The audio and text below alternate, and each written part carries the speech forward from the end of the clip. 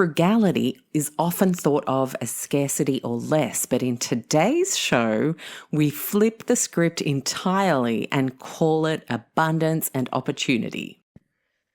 Jill and Jen, hello. Hi, Alex. Hi, well, How to spot the podcaster. Welcome. Tell me you're a podcaster without saying you're a podcaster, right? Welcome to your show, Thank Alex. you. No one's ever welcomed me to my show. They should do it more often. I think so. It's just that sense of appreciation for us all being here. And today we're talking about frugality. Let me hear from both of you. I'll start with you, Jill, on what got you on the frugal track. Was it a curiosity, or were you like born into a hippie family where it was the way of things and you saw everybody else being a bit of a disaster? What was this story for you? Yeah, maybe a combination of all of the things.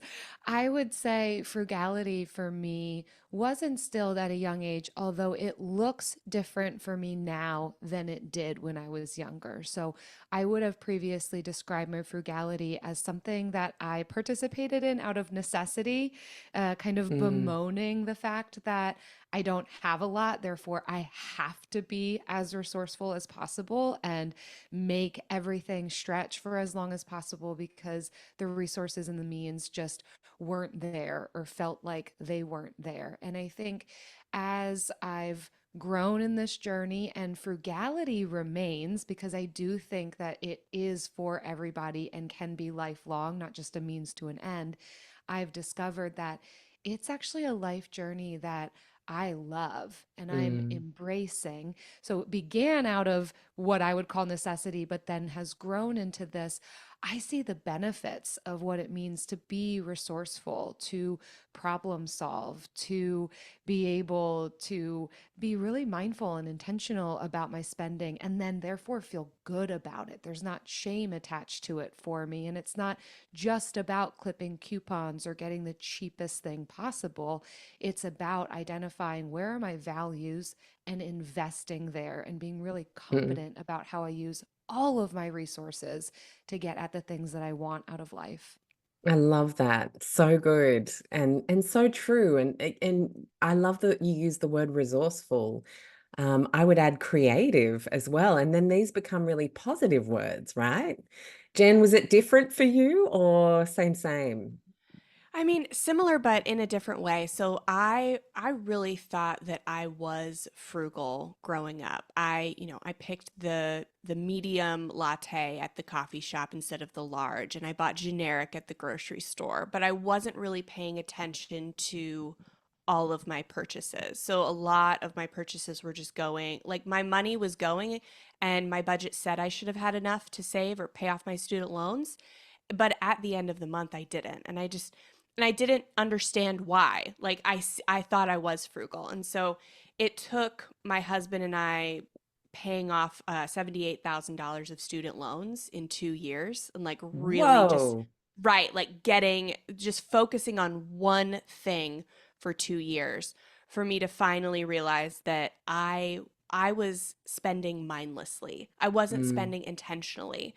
And it took a while, but eventually I got to the point where it's more important to me to spend intentionally than to even be debt free. And so like I've got a car loan again. So I want to be able to, yes, save for the future and enjoy my spending now. I want to do both. And so we joined forces in Frugal Friends to kind of, at first help people, save as much money as possible on things in their lives. And it's kind of transformed into this. We want you to save where you can and spend where you want, while Ooh, I love also that. Let's saving for not the gloss over that. Save where you can and and spend where spend you where you want. want. hmm Beautiful. Yeah, all while saving because saving we see it as this thing that's good for in the future, but not all of us have time to worry about the future, right? Some of Mm, us don't even have the financial means to worry about the future. But if you think about it as saving is alleviating stress in the here and now, stress for the future, because we all have money anxiety thinking about the future. So if you can fall in love with saving now for that simple fact, then it can totally change how you see saving. And so that's kind of what Frugal Friends is now. So good. I love that. Um, and then saving as well. It sounds responsible and good, but then it can also have this beautiful environmental connotation when we talk about food waste. We keep seeing everybody demonizing beef, which of course factory farming is a shocker. Like, let's just straight up awful. And anyone in my community can eat however they feel is right for their body, all the things, you guys know me. But food waste, I mean, it would be the third largest country in the world behind China and America if it was a country worth of pollution and carbon emissions. And it just blows my mind that that is not a huge part of the conversation right now in terms of how beneficial frugal thinking is for food and just not wasting stuff. Never, This as well as the budget side, right? Mm-hmm. this has become one of my growing number one aversions is food Mm. waste. I cannot stand it. Maybe to an alarming point Yeah, I know. My just son eating had up chili con carne everything. on toast for breakfast this morning because I was like, that's got to get Yes. used up. That's what Uh-huh. breakfast is today. Yeah, but I think when we can recognize the benefit both to ourselves and to our wallets and to our environment, there's just this whole combination of reasons pointing to why this is just a really great thing to pursue is low food waste. And for some, that could mean eating out more. If you just are not the person who's going to eat the groceries that you bought, you would be better off paying someone else to cook for you than Mhm. constantly wasting food, wasting money on what's in your fridge. Yeah, interesting point. And yeah, the carbon emissions as well. And so how does one start to think about living frugally? Like if someone feels like they're in a bit of a spiral, they're listening to our conversation, they're like, yeah, I'm pretty out of control in a number of fronts right now. But then you dip your toe in the water, and the first couple of accounts you might see on Instagram is that here's my plastic waste from 1 year. And then you think, oh, okay, obviously Mm-hmm. that's not me. So obviously I can't go down this frugal road. What do you feel like might be some of the more alluring baby steps that can really make someone feel like they've got some runs on the board? Yeah, we advocate for small steps on everything, and especially if you're trying to live a more frugal life. And so the first thing is to take stock of what you really love spending Mm. money on. So, yes, frugality is seen as this scrimping, depriving, like all these negative connotations because people see frugality as that extreme, that giving up of anything, everything, that Mm. all your waste fits in a small glass jar sort of lifestyle. And so we really want people to have this mindset of I can love anything. I can love to buy anything, but I'm not going to love to buy everything, right? So what are those things that I truly value, that I truly love like getting and spending money on?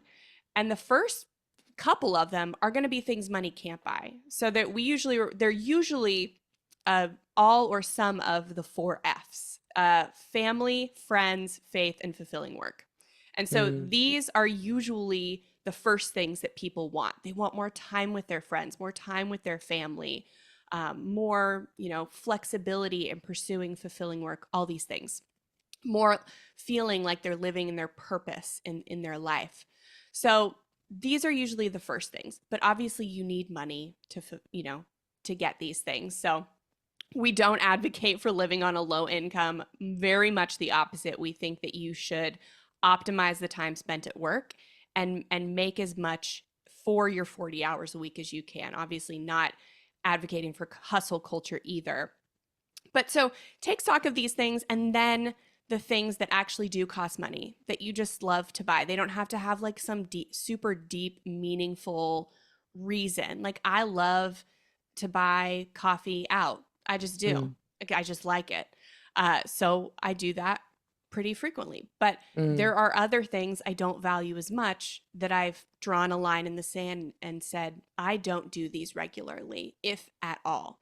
So, first we decide what we really love and what we're truly pursuing so that then we can draw that line and decide, okay, these are the things on the other side that I will only occasionally, rarely, if ever, spend on.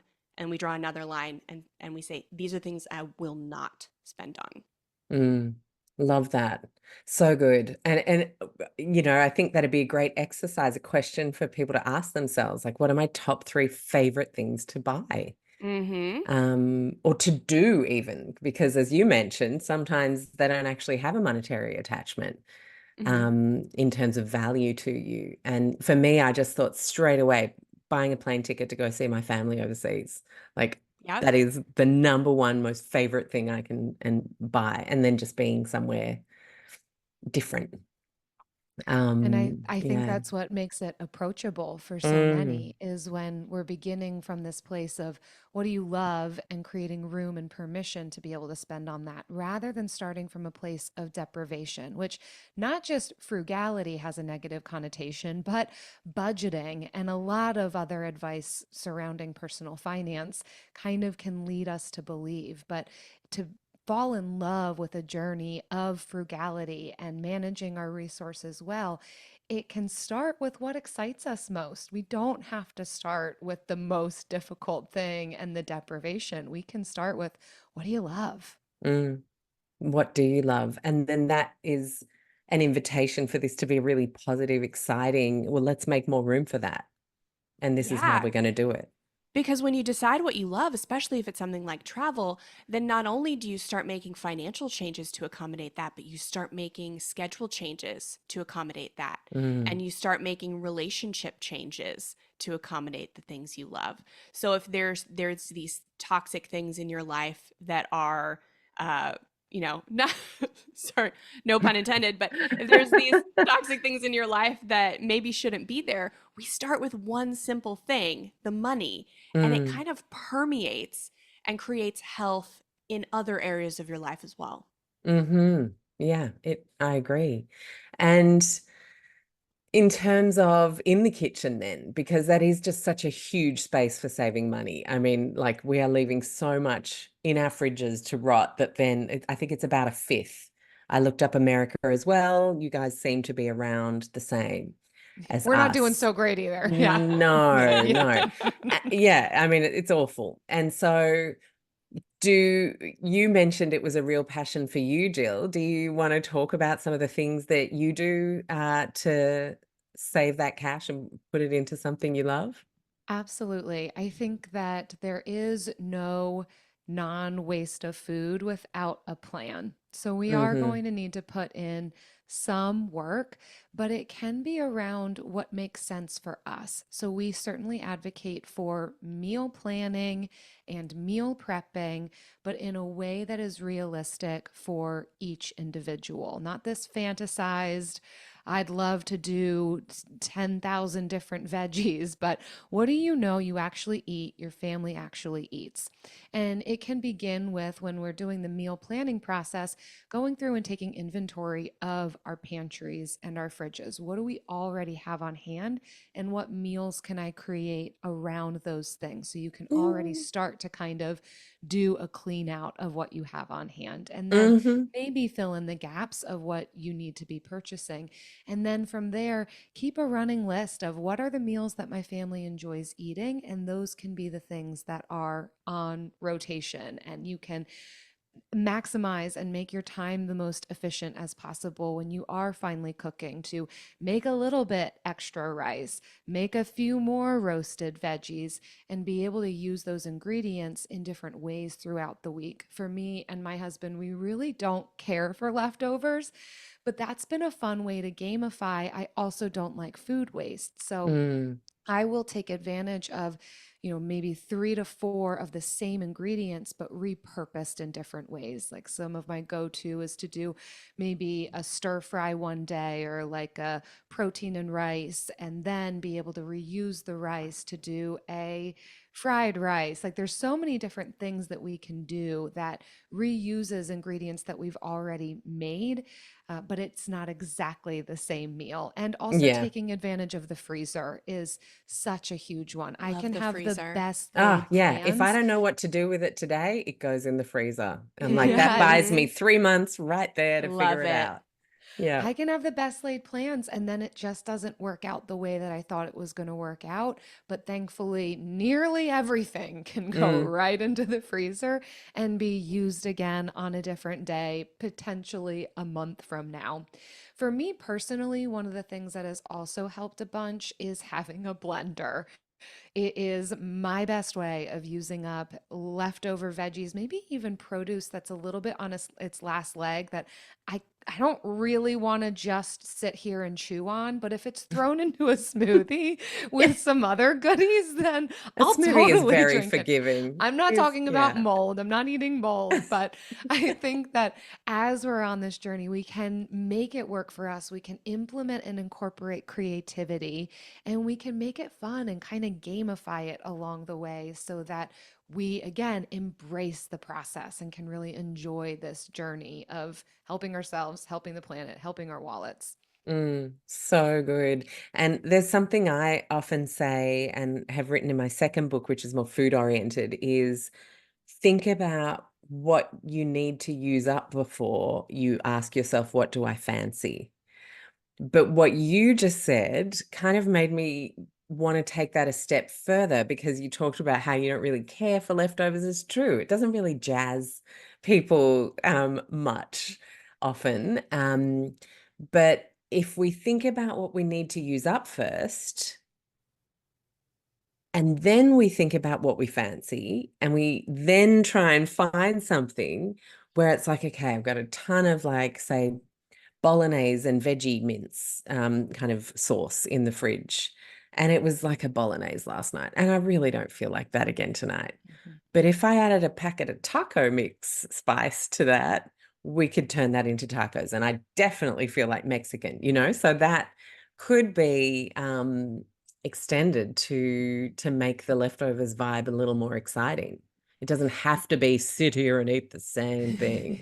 Mhm. Yeah. Yeah, I think giving ourselves room for that creativity is so important. I Mm, think, especially when it comes to cooking, there can be a lot of barrier to entry or a lot of people who feel as though they need to follow recipes to a T. And if I don't, it's going to be awful and no one's mm, ever going to want to eat it. And I think as we go, we can build and grow our confidence and try new things and use substitutes, omit Mhm. ingredients and see what happens.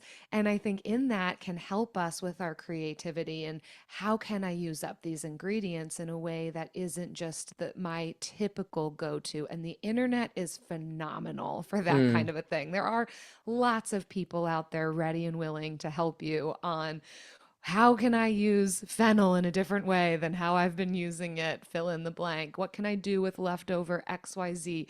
Too many peppers. Oh my, what to happen next? You could The internet has probably the search answer. that, yeah, that Yeah, very yeah. I did phrase. because I searched it Too many yesterday. Too many So peppers. you many searched peppers. too many peppers, capsicum for us here in Australia. What came up? What did you do with them? There were all sorts of options from making salsa verde to Hmm. stuffed poblanos. Honestly, I was running out of time before they were just not going to be good anymore. So I just sliced them up and threw them in the freezer. Hmm. But now they're Mm. ready. As I was doing that and seeing it come into this final shape of being diced, I was realizing this would go really nice in a quiche. So now I've got my idea. It's in the Nice. freezer. It's ready for me. If I ever want to make a stir fry or a quiche, it's there and prepped. Yeah. Yeah, brilliant. We had ham from mum and dad at Christmas. I don't know if you guys do like a big ham at Christmas? I don't think, is it an Australian thing? I'm not Yeah, A sure. no, lot of people ham do. is Yeah. Christmas. Yeah. Mhm. Yeah, and so, but then one of my husband's friends decided he wanted to give all of his best mates a ham for Christmas. So we ended up with, and it wasn't just one of the half leg, it was this enormous thing that No. got delivered. And I was like, okay. We do ham, but not that much ham. Right? How much ham can you do? Well, if you ask anyone on like January 2nd, they say, I'm never eating ham again. But yeah, so we ended up dicing it and putting it into, you mentioned quiche. So we put it into like little parcels of kitchen paper and then like sectioned it off, and we've still got a couple in our freezer. And Oh, it was wow. just sort of that enough to chuck into 3 omelets over 3 mornings, and we can use that batch. And then there's the quiche, and then there's all the different things that you can do with it. Chuck it into a stir fry, not stir fry, what do you call it? Fried rice. So it's been fantastic because we literally always just have that easy protein on hand to just slip into everything. And I think we often think, oh, I've just got to get it through as much of it as possible before it goes bad, and then it goes bad. Yeah, But people are we scared don't to want to get to freeze that a point. lot of things, Mm. and they do so There many is things freezer freeze fear, so isn't well. there? Yes. Yeah, It's but like, Jill will oh, we've tell got you everything can go in the freezer. Everything goes in the freezer. 99.9% of everything. things. And do we have to Cheese, worry about things bread. like cheese? Really? Oh, yeah. I love Mhm. throwing my cheese in there. Uh-huh. Mhm. Because sometimes, like if you've had friends over and then like it's one of those runny bries, could you even just put that in the freezer and then just melt it into a quiche later? I guess you Oh, could. I would. Yeah. I'm not saying like the internet's going to tell you to, but I'll tell you to. I particularly like it for my shredded cheeses. I'm a big fan Mm. of like quesadillas, or I use feta a lot, or Parmesan when I make my homemade Caesar salad dressing. So those particularly shredded cheeses just do really well. And I don't even Mm. have to defrost it. I can just pull out the amount that I need for whatever I'm making, and it just lasts and lasts. Awesome. And can we talk about freezing things like different types of veggies and legumes? Yes. Yes. I mean, you seem I excited about Jen is that. like, exclusively yes, talk, I Jill. exclusively eat veggies from the freezer. So Right. I will usually cook my veggies when I eat them, even in a salad. Mm-hmm. So instead of just buying fresh, I buy frozen, and it's picked at peak freshness and immediately frozen, so it retains more of its nutrients. And then I get these like beautiful, beautiful vegetables that I can roast and I put on anything. And I never have to worry about when I'm using them, or worry about them going bad, because they just live in the freezer. So Mm. and honestly, I will put frozen broccoli right onto a sheet pan, throw it in the oven, and it's like it never saw the freezer. It's just as good as fresh, and I love it. And I don't have to chop it either. I don't have to prep it because it's already pre-chopped. I'm a huge advocate for buying things like pre-prepared, because I have 2 young children. We're going through a home renovation. I am so busy. So if the barrier to entry for cooking at home is having to make extra dishes by chopping things, then I'm going to buy takeout. And so I buy the Okay. pre-prepared, especially frozen stuff that's already chopped, that I can just pour out and ready to go. And I save money, even though I spend a smidge more at the grocery store, by buying it pre-chopped. I'm saving overall because I'm more likely to choose eating at home, and I will waste less food, because sometimes the person who meal plans on Sunday is not the same person who is cooking on Thursday. Even though they are both me, they are not the same person. So I prepare for Thursday Jen, by Sunday Jen, who is full of hopes and dreams, knowing that Thursday Jen will not be the Thursday same Jen's person. tired. Thursday Jen is tired. Monday Jen is tired. So yeah, I just prepare for that in advance. How old are your kids? 1 and 5. Yeah, that is Almost busy. 5. Yeah. Wow. And I love what you said there about the barrier to entry, because I think, I don't know why it comes with the job of being a woman or a mum as well. I feel like it's compounded this idea that it all has to be done a certain way, and different people on the internet have taught us. And often it's people whose jobs it is to cook that are doing the Mhm. teaching. And that is not lost on me as an irony of why we all feel like failures as a result. And so I think it is so important. Like, as much fresh, natural, and by fresh I include frozen, natural, like single ingredient food as possible in our overall food mix. And then how are you going to get that across the line? Don't feel guilty about the rest. Mhm. Mm, Agreed. so good. And Jill, are you a fan of doing anything fancy with veggies, legumes in the freezer? Can we freeze things like, I always find if I freeze zucchini or broccoli before I've blanched it, it gets watery on the defrost. And then I think, but I don't want to blanch it. So I I usually end up know. then just making a soup, which is just like Yeah. cook, and blend. And then that gets put in the Mhm. freezer. Yeah. That's the thing. I think if you plan to use the vegetables, if you want to put the vegetables in the freezer raw and you know Mm, that you will most likely use them in some sort of stew, soup, casserole, bake, you'll probably be fine. You might want to plan for more water then, like you're saying, even in the baking process. So that might mean adjusting your starches to allow for the fact that there might be a little bit more water in the veggie.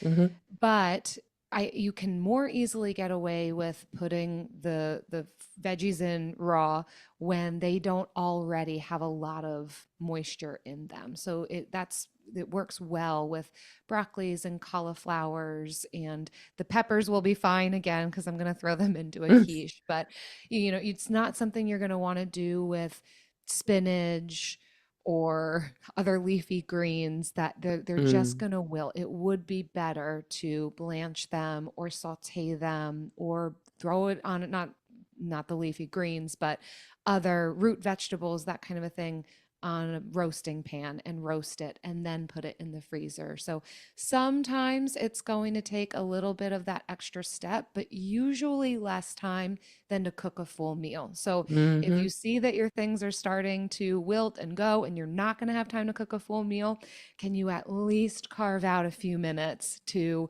prep the veggie to go into the freezer? Cool. Or try So it, or just s- throw it in the freezer and then have an give it a experiment Hey, go. yeah, later. experiment But with it. I feel like we could tie that into, like, if they are better cooked before they go into the freezer. And again, I'm leaving out the leafy greens, poor leafy greens. They're just getting tossed to the side here. But like the root veggies, zucchini, capsicum, peppers, carrots, all that kind of stuff, broccoli. If we were roasting a tray of mixed veggies to have with some chicken that night, like, could we roast all the veggies we have if the next couple of days are going to be busy, and then just freeze anything we're not going to use? So then it Absolutely. Mhm. doesn't really take much extra time at all. Well, that's what I was going to say. If I'm Mm, cooking a meal and I see something that it needs to be frozen or needs to be cooked, then I'll just put it on a small little tray and throw it in with the dinner. And I have, I always try to do something if there's any room left while I'm already making dishes. Is there something else I can do that my later self, my future self will thank me for? So mm, like what's one thing I can do for dinner to make the next dinner or a dinner in the future a little easier? mm-hmm. And yeah, and that's always helped me. So even maybe a 30-minute dinner, I cut it down to 10 or 15 prep time. So it's always stuff like that. Like just there's, while I'm waiting for this thing to cook, what's one thing I can be doing since I'm already standing here? I already have the knife out, I already have the cutting board out.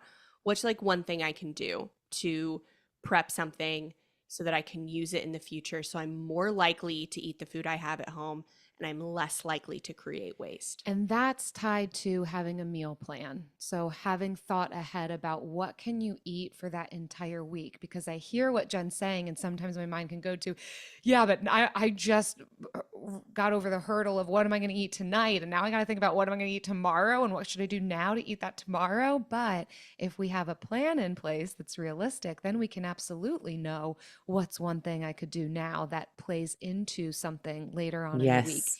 And a note on that, something we've loved to do is create a template for a meal plan, because that also can feel really daunting. So we'll change it up. But for instance, we might do a meal plan for an entire month where every Monday is meatless Mondays. Tuesday is Taco Tuesday. Wednesday is no cook because we're tired.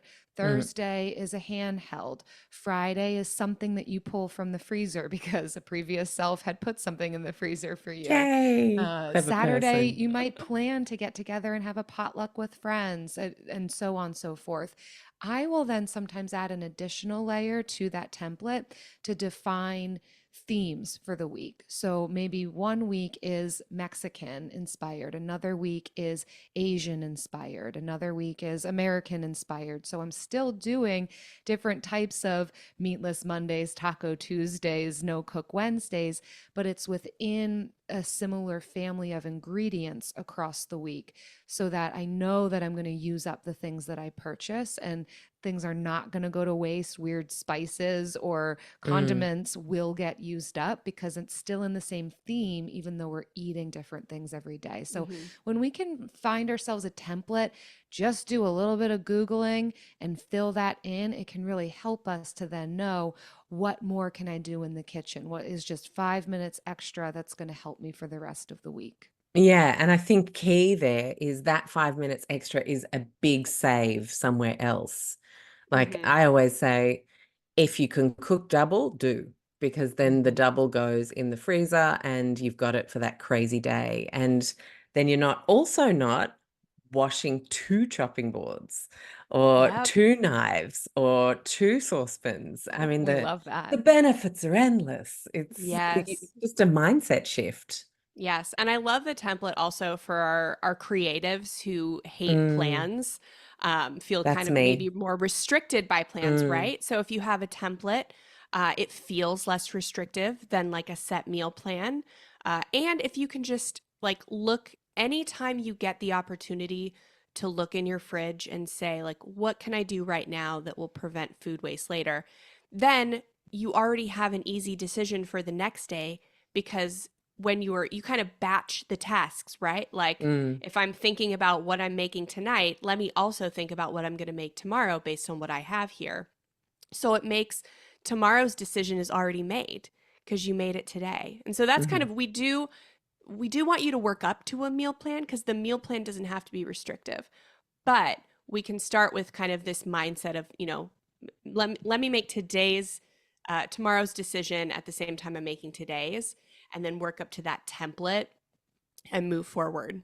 You don't Yeah. have to work against your natural tendencies to save money and reduce waste. 100%. And I've found like my happy medium because I was like, why am I failing at meal plans for years? I was like, I write them for other people. Why can't I stick to one myself? But now what I do is things like I just write ingredients. So chicken, sweet potato, zucchini, beef mince. That will be my meal plan, right? And so that I still have a ton of creativity on the day based on what I feel like doing in terms of which direction I take that. Now, the caveat there is you need the skills. You need a cooking vocab to actually be Mm-hmm. able to plan that way. But if you are a good cook, it will be probably the flexibility you're looking for when you sometimes think, well, I'm not going to eat that. Like, why did I even predict that I was going to feel like that exact dish 4 days Yeah. ago? Because I don't. And Yeah. it And was, yeah. if you're creative, that's in your power too. Like work with the natural skills you have of Mm. creativity, and do stuff like that. Like for me, I'm a planner. I follow recipes to a T, and I don't have an imagination in the kitchen. So that would be scary. And I just Yeah, do it see, the that'd other be way. scary and overwhelm for Mhm. you. So I think we Yeah. need to recognize who we are. I love that you said just think about your natural skills because one man's overwhelm is another man's excitement, and Mm-hmm. that's okay. And that's why one protocol never works for everybody. Yep. Mm, love it. Now, frugality around kids. I want to ask you about this because a lot of parents struggle with those, but everybody at school has it. And, and like, Mm-hmm. where do we draw those lines between social inclusion and mindfulness around spending? Because most people, if you did just get them everything, you end up with a little shithole, but who thinks that they're Um, entitled, Well said. they deserve mhm. everything. So that's not great. Pardon the language there. But B, you end up with not much money to do those things you love that you talked about. Mhm. So how do we deal with that? Creating a positive frugality in our kids. That is something I think about all the time because my Mm, 5-year-old is just getting to that point yeah. where he's starting to think about social acceptance. Isn't that's crazy at 5 years old? And so No. wanting to like make sure that I set him up for that. Like I'm not ruining his chances for social Mm, acceptance, but also I think it's instilling in our kids the why behind what we're doing and really playing into their skills and desires and passions to reiterate why we're doing it. You know, we're not just doing it to save money. We're not just doing it so we can afford a family vacation over the summer. Like that stuff doesn't really speak to them. But it's finding out like what they truly love and saying like we are not going to get this because we want to be able to afford this summer camp for you. And then mm, also having them make a lot of their own financial decisions younger than you think that they may be able to make them, and letting them make wrong decisions too, right? And letting them be wrong, regret decisions so that they make small regrets and small mistakes now so they're not making big ones later. So the mm. earlier we let kids, make mistakes and sit in those consequences, the smaller and safer they will be. And then also sometimes it's choosing your battles. Like sometimes I can't afford to have a meltdown like in the grocery store, and I just have to give in for my own sanity. Mm, But I make sure I am, being wise enough, like enough times that I can be a little selfish in other times. So it's not being perfect. It's not being, doing the right thing all the time. But I think it's really getting to the heart, like making them want to save money. And just for the sake of saving isn't going to work for them. There has to be other reasons outside of things yeah. that they'll want to value it. Nice. Do you have anything to add, Jill, on that front? I am not a parent, so I'm not going to That's sit totally here and fine, but try I'm and tell sure there's people a what lot to of do. people in your community as well. And Yeah. thinking back to being a kid yourself, like you grew up thinking, oh my gosh, I don't get to have all the things. And this Right. comes up for a lot of people. Yeah. Um, how how do you feel that that actually benefited you, maybe? Were there Yeah, positives for sure. that? Well, yeah, and I can speak too. So I don't have children, but I can lean into my mental health background and understanding of child Mm, development and just that we're all humans. We're our own people. I think sometimes we can look at kids like they are the property of the parents. And certainly the parents are responsible for them, but they are budding individuals. And I think this whole conversation intersects with any relationship that we might have. It has its nuances. It's certainly different. You are training up a child and teaching them things that they don't already know. But I do think it can come back to, like what Jen is saying, learning what they value, because we are also on that journey ourselves. What do I love? What do I want to spend money on? It can't be all of the things, but it's not as if it's none of the things either. And so when we hit these places of, identifying where should we put our resources and how should we spend as a family, with a spouse or partner, with kids, I think there can be room for conversation for everybody at the table to be able to say, I value this, and it might not be the same as mine. What your kids value may not be the same as what you value, but can there still be room to honor one another in that, even if you don't understand it, even if it's not the Mm. same as yours? So that doesn't mean giving kids all of the things, but really helping them be able to identify and understand themselves of what are the top few things that you really do value, even if they're not the same as me, even if I don't really understand it and I don't think that that's the greatest thing for you to spend your money on. And most of the time I do not understand Yes. it. If there is room for it, if there can be an allocation of some of these resources to honor the values of the other people in your family, then there's going to be buy-in from everyone on this journey of values-based spending, of frugality. Such good advice and such nice reflection to do there as well about, really listening to your kid. Like, are they totally lighting up and excited? You don't want to just bottle that excitement for that thing. You want to say, tell me more. Like, and then what does it do? Like, let them go absolutely wild with their enthusiasm. And then tell them maybe no. No, just kidding. Just kidding. And There's then say, well, definitely, like, yeah, how could we? sometimes they get Mhm. excited about things we truly can't afford. Like my son loves new cars, Yeah. specifically new cars. And he's Mm. like, we should get a new car. And I was like, no, like, Well, yeah, my why? son wanted a PS5 for Christmas and a PlayStation, and that is probably a normal thing for a 14-year-old to ask for Christmas, but that wasn't something that we could do. Mm-hmm. At that, and I said, sweetheart, I've actually already got you a Christmas present. I think you're going to really love it. And it was the volleyball shoes he was desperate for. Ah, So that he was very excited, and a new tennis outfit. But I couldn't then go and spend, like, certainly not on a mm-hmm. full price one. But then we talked about the benefits of refurbished options, the ones where they're still buying from retailers, super, super well checked, well refurbished. They would take it back if it doesn't work, kind of secondhand. And why don't we put a savings plan up together and see what kind of jobs you're doing at the moment, and the job you're doing at the tennis camp the weekends, and how quickly could you get there? And it actually turned into like a really exciting delayed gratification exercise, which I think is like a missing piece in this conversation. Mm-hmm. There's the yes you can, no you can't, but then there's the how can I help you get there? Yeah. Because it's Yes. not going to come from me, and that's really an Yeah. amazing part of growing up, where you Yeah. start And to all learn their that. all oh, yeah. No, no, go for it.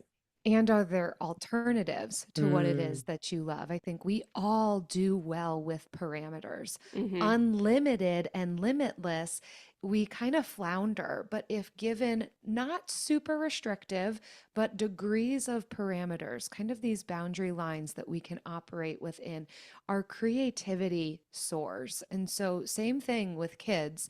They operate well within a certain set of boundaries and parameters. And especially when it comes to spending, this, okay, here's what you're interested in, this one toy, but what is it about that toy? And some of this they may not even be able to communicate, but you can observe them mm, engaging in it. And are there ways that we can meet this need, satisfy this value in a way that doesn't aid to overconsumption? We're not just filling our homes with useless plastic that is going to devalue mm. immediately and is just going to get thrown away in the next year. But Mm-hmm. are there things that we can do that kind of recreate this experience using what we already have, or something that's used, or taking advantage of resources like the library for even the video games that they may want to play Yeah. at, in a really kind of boundaried way? It's not limitless availability, but limited. And again, I think we can take comfort in the fact that we do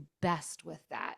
It's not as if you gave your child the entire world that they would do better. Actually, no. We Yeah, do the well evidence with says no. parameters and Right. definition.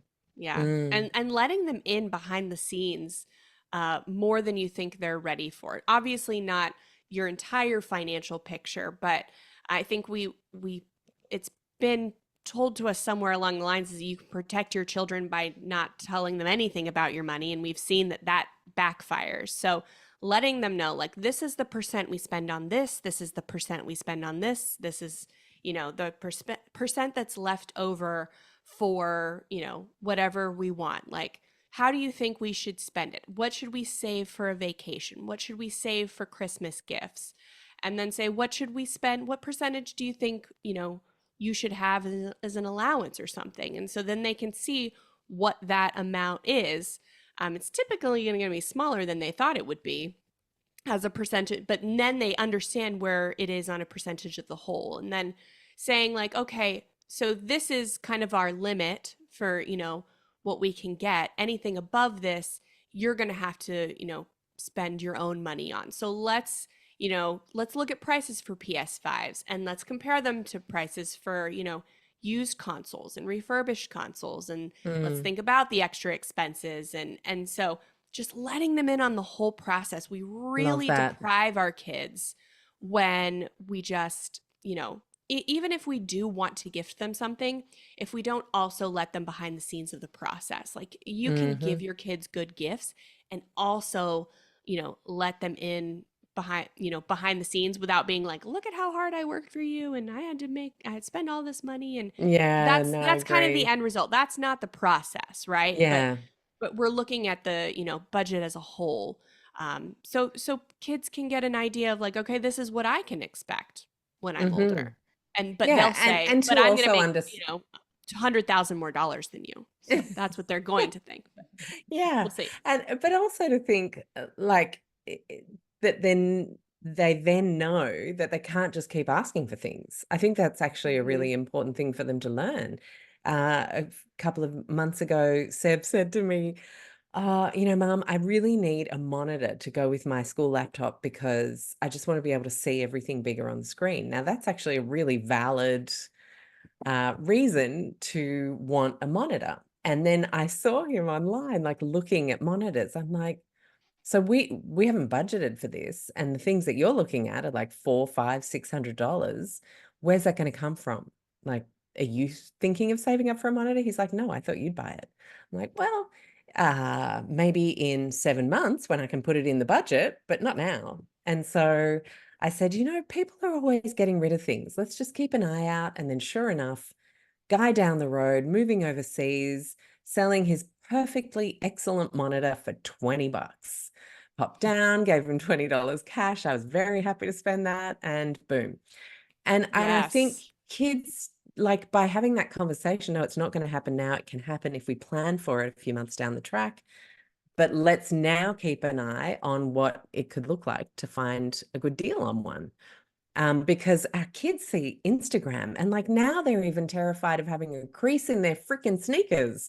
Like, we are getting to this bizarre overconsumption, perfect, like the rapid fashion micro trends, I think, is doing it, where there's a new sneaker every 2 months. And so then all the influencers are wearing them now. Thankfully, he's not into all of that, but I am definitely seeing there's very few kids around wearing the Reeboks that were kind of falling apart that I grew up with in the 80s, where you were like, please, dear God, get me a new pair of kicks. Like, it was just so desperate by the time you got a new pair, and it's not like that anymore. So it's like we're trying to slow a freight train down as older generations for these younger, more influenced consumer generations. That's such a good way to put it. And you're not going to stop a freight train all at once. You have to conserve your energy and push back when you can, and conserve your strength where you can't. Love it.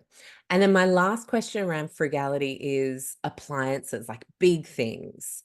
Because sometimes it's just so hard to find repair resources. And I know some countries are doing pretty well in this. Northern Europe seems to be bringing in a lot more repair rights and even incentivizing. I think Sweden was incentivizing clothing repair recently, and they brought in, like, everyone can claim a voucher from the government to get their Yeah. things. And I mean, like, Oh, Sweden. Sweet, sweet Sweden. Good for them, good for man. them. Love that. But like when it comes to a dryer breaking, like it seems like for us, there's this one, and he is very advanced in age now, guy, 4 suburbs away, who has his little repair shop. Like it looks like such an antiquated style of business, and yet we should have one in every suburb. These things are huge and they end up in landfill and they cost a lot to replace. It feels Mhm. very unfrugal to not repair such big things. Have you got any tips for people? Unfortunately, when the costs of labor and repair and parts are nearly as expensive as Mm, getting the thing itself, it really is kind of working backwards and yeah. not for us.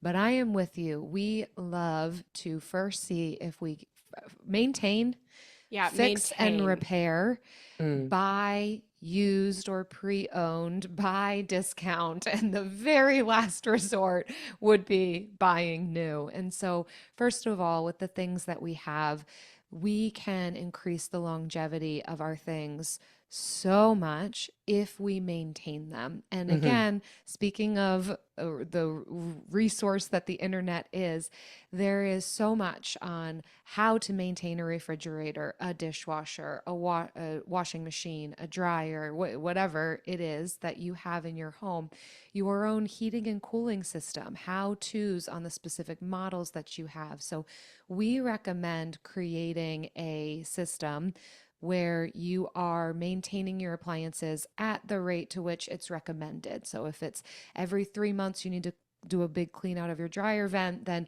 making sure that there's alarms in your phone to be able to do those things, because it's a little bit of a nuisance in the moment, but over mm, the long term, it's going to save us thousands of dollars. So doing those simple maintenance things that do not require you to be a construction contract worker at all. These are things that we can all do as people who utilize these appliances. And then from there, yeah, looking into whatever warranties might have come with the product or that you may have purchased at the time, and utilizing repair services, getting estimates and quotes on what is it going to cost you if it is a larger repair. And if the item does need to be replaced, I know every place is different, but any place I have ever lived, we have had within a 30-minute radius some sort of scratch and dent offering, a place where you can mm, go and find these appliances that you're looking for that might be a little bit beat up but still functional at a fraction of the cost, alongside just using places like Facebook Marketplace and other platforms where people can sell their used items that we can then purchase again at a fraction of the cost. These are all the things that we would recommend, with because the appliances are a heavy hitter when they come to mm, the Mm-hmm. cost of running them, the cost of replacing them. So however much life we can get out of our appliances, the better. Yeah, and I'll yeah. add to that YouTube. We've had a lot of listeners tell us that they've gotten a quote from somebody on a repair and it's been expensive, and they've just searched the repair on YouTube, and it has been easy enough for them to just go out and buy the part and do it themselves. And so obviously that's not going to be for every repair, but if you know the thing that does need to be repaired, you don't have to troubleshoot it, and it's something, that the YouTuber is saying is pretty easy. Then we've had a lot of listeners tell us that they saved so much money by just watching the YouTube video and switching out the part themselves. And I recently found this guy on Instagram. It's got like weekly home maintenance or something, where he sends an email out once a week with one home maintenance thing to do every week. This week I think Mm, was like clean out your fridge, and like including the coils behind the fridge, ooh, because hair and dust get stuck in there and it like impedes the function, costs more on energy and all of that stuff. So yeah, having something like that, um, it it not just saves you money on having your appliances longer, but it can even save on energy costs. that is such a great tip. And I totally agree with the YouTube thing. There is always a friendly person on YouTube Mm-hmm. taking you through it. Just Yes. for everything. I remember the last time I had a printer, which I haven't had one for years, but when I did, um, the printer cartridge just honestly felt like you needed an engineering degree to replace. Like, I could not believe how complicated they made something that Why should be do quite they make it simple. that? Yes. I Why do don't they make it know. that And I complicated? thought, oh my gosh, this is literally driving me insane. I wonder. And I Googled, the model and the replacing printer cartridge. There was a sweet lady who was saying, now these can be a bit tricky to replace. So let me take you through it. And she was so kind. And it Beautiful. was like, thank I you, love it. Betty. YouTube is a I was treasure. Thank you, it, Betty. Yes, a YouTube treasure. Betty. I love Betty. So, oh my gosh, we could talk frugality for ages, and there are so many different aspects of life, but I'm going to encourage everybody to connect with your wonderful and generous account on Insta and the links in the show notes that we have for you to find Jen and Jill and their brilliant work at Frugal Friends. Thank you, both of you, so much. Can I ask each of you to share here's one thing I would love you to consider this week moving forward, something both of you are passionate about individually. Jen, you kick us off. I would encourage people to maybe pull up your last 90 days of transactions. You could do that just in your bank statement and go through and maybe digitally or on paper highlight the ones that you really loved. The ones that you remember Mm, you spent on them and they really did get you the thing that you wanted. And then compare that to all the things that didn't. And start thinking about the difference between what you love and what you don't love. Just start thinking about it. love that. Jill, yours? And I will stick on the theme of pondering because I do think that this journey begins with our thoughts and our mindset. So, to be considering your own money story, what is your understanding starting from childhood to now? What have been your experiences with money? How do you feel about money? How do you feel about your spending? Can be some helpful questions to coincide with the activity that Jen just described to really help us understand ourselves because that is the foundation from which we can build a life that we feel really good about. Oof, love it. Thank you both so much for joining me. Thanks for having us, Thanks for Alex. having us.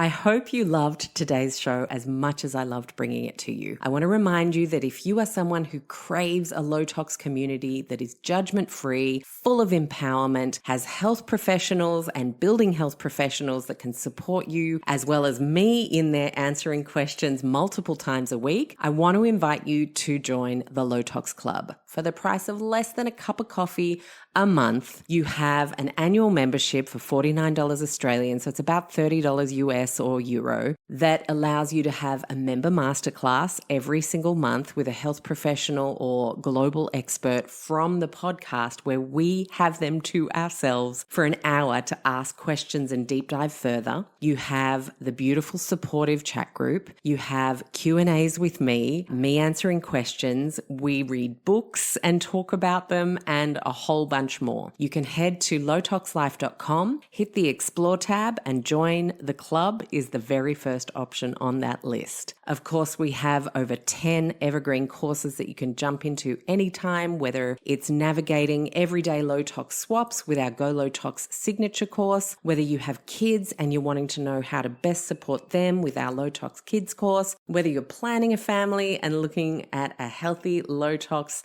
preconception journey, reducing inflammation, especially the chronic kind, with our Inflammation Ninja course, many other courses. You can again head to lowtoxlife.com, hit the courses tab, and you'll see all of the options, which includes a business course, my Low Tox Method program. A lot of people don't know, but I was doing a lot before starting Low Tox Life in 2009, and I was a business consultant across hospitality, health, retail, and cosmetics. I have been in business consulting for a very long time, so I absolutely adore helping people move into the low tox space or develop their low tox businesses. So that's a way I can support you. And then, of course, there's our wonderful social media communities at Low Tox Life on Instagram, and of course, the website with over 250 gluten-free recipes, blogs, downloadable PDFs to help you navigate wanting to get rid of synthetic fragrances in your school or office. I could go on. So head to lowtoxlife.com, see what takes your interest or fancy, and thank you so much for being a part of our podcast community. I love, love, love reading your reviews. I appreciate every follow and subscribe, and I want to just remind you to finish off that if there's anything you heard that you found interesting from a medical or scientific perspective, it is intended as education only. Please always chat to a health professional who knows you and your situation best. I'll see you next week. Bye.